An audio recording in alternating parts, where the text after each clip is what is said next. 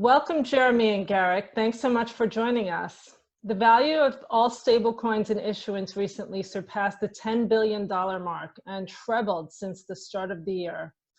We started out with fiat-backed tokens to support crypto trading and evolved to payments to trading of non-digital assets, and now we're talking about the digital dollar in the Senate yesterday. What has accounted for such rapid growth? Jeremy? Well, it's been really interesting.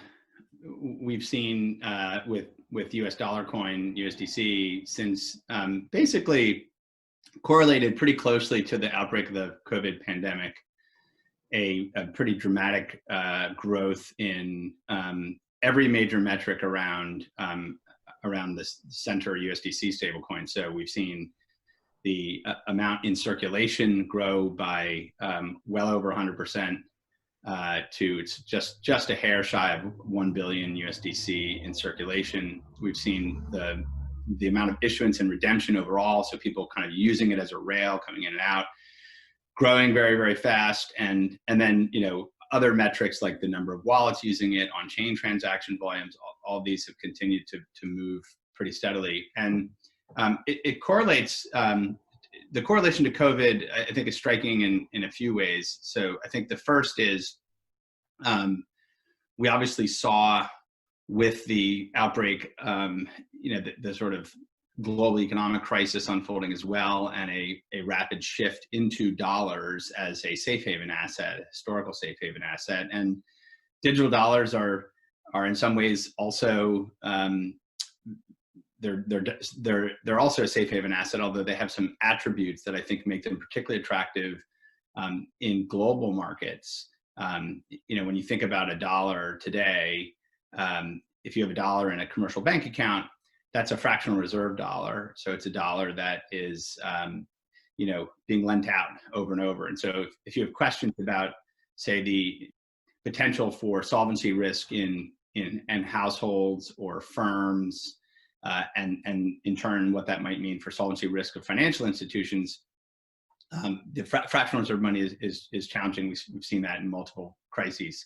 So we've sort of staved off a financial crisis for now, but as this unfolds, there is that risk. And I think it's very easy when we think about dollars to think about, oh, well, I've got Bank of America or I've got a Chase account. That's the United States.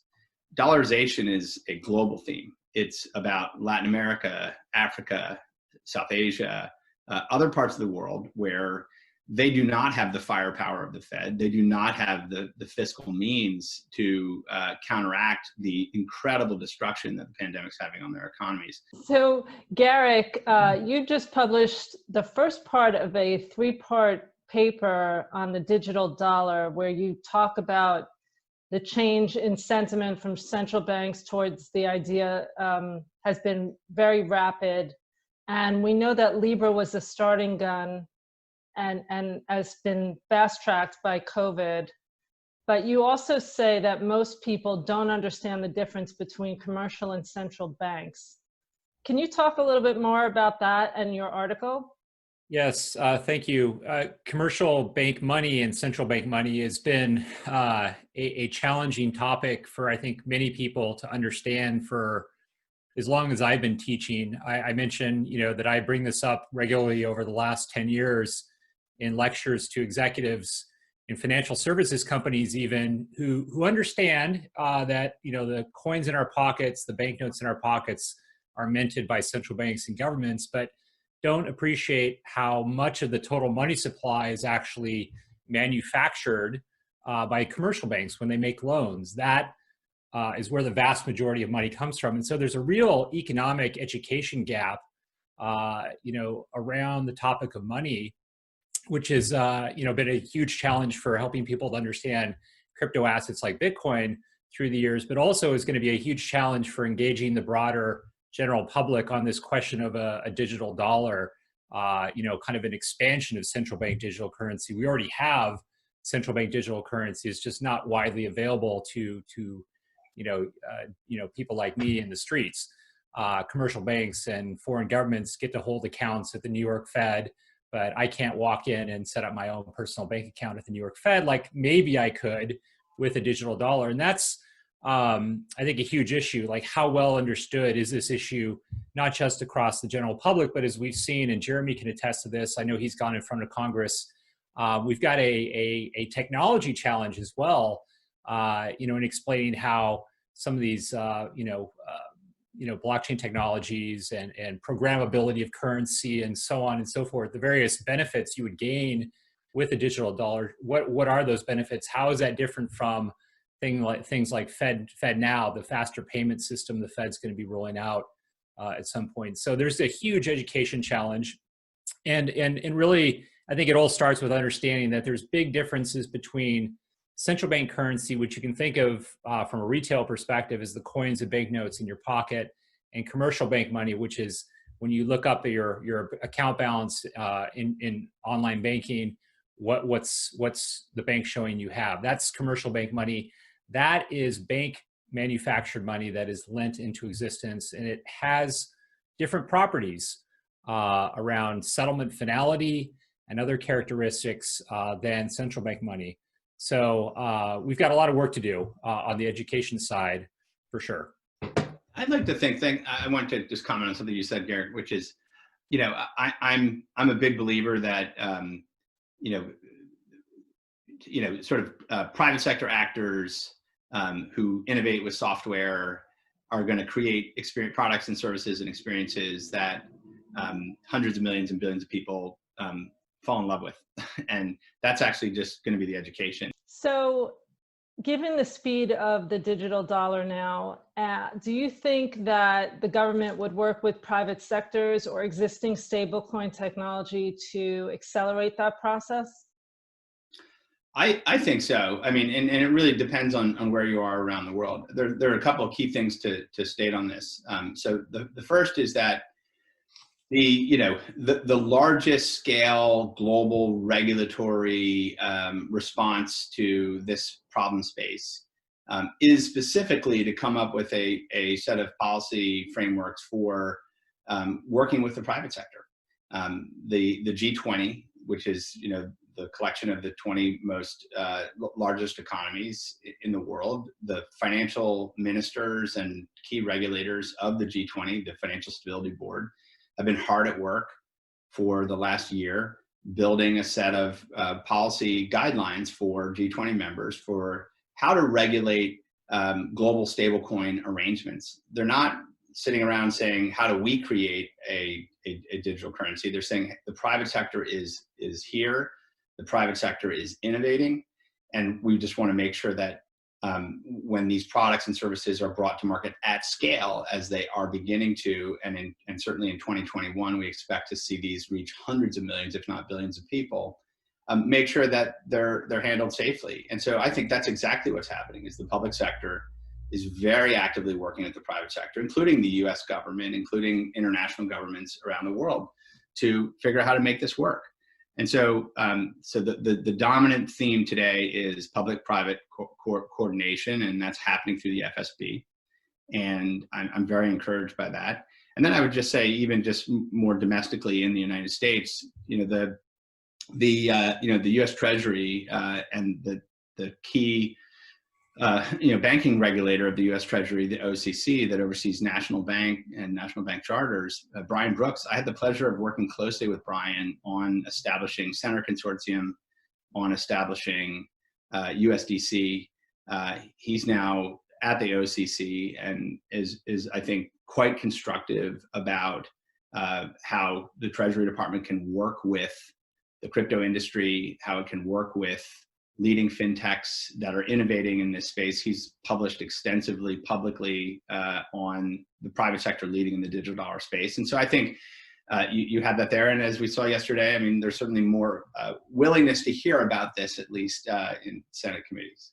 Garrick, I want to talk more about regulatory hurdles that might remain and the travel rule, FATF, that just went into effect this month, where sender and recipients need to be identified.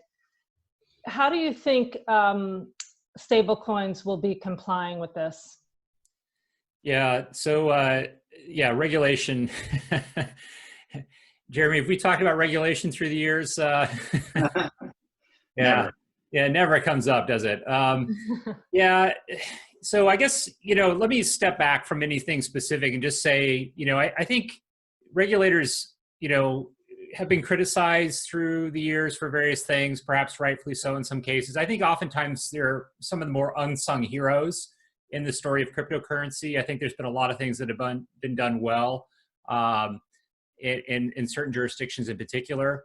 But all this is still evolving. And the thing with regulation, like the travel rule, is look, as cryptocurrency, and I've said this for years, as it grows in use and becomes more important, more integrated with the traditional financial system as we're seeing, it's inevitable we're going to see it more regulated in some way, shape, or form. And I think designing regulations that allow innovation, of course, to continue to foster and occur, but also safeguard, financial stability and consumers and so on is obviously very important. So, things like the travel rule, I think the positive way of looking at it is that, this is a way in which regulators are comfortable with crypto assets continuing to play in this space.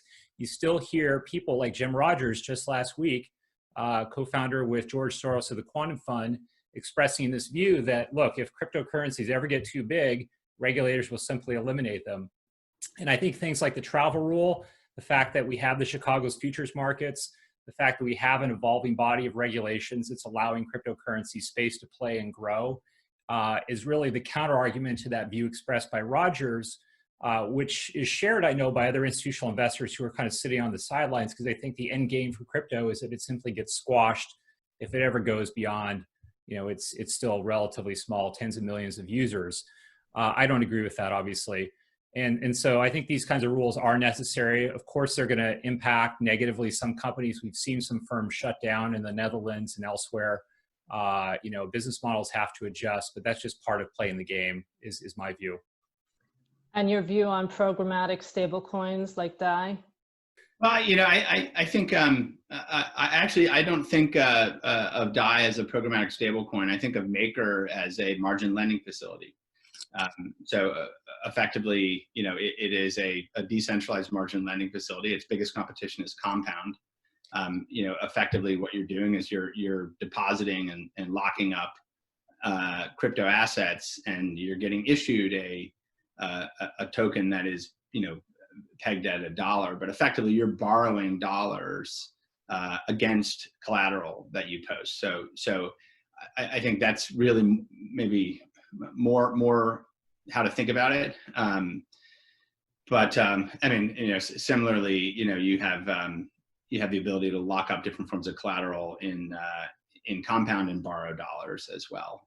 So increasingly, these are different takes on decentralized credit and lending markets that are decentralized. And I think fascinating. I think we're in the very early stages of their development. There's lots of analogies and metaphors and so on that people can use, but I like to harken back to, when eBay came out and people were selling Beanie Babies, and people were like, who's going to go on these peer-to-peer marketplaces and sell things to each other, and that's never going to work for the kinds of commerce that we have, and those peer-to-peer markets, which is really what eBay was. It was a centralized platform, obviously, but those peer-to-peer markets were astounding, and Craigslist or what have you, all these different fascinating examples. Peer-to-peer global decentralized financial credit markets has the potential to be quite enormous. Well, thank you both for being here today. That was very informative. We look forward to keeping in touch and seeing how the market grows.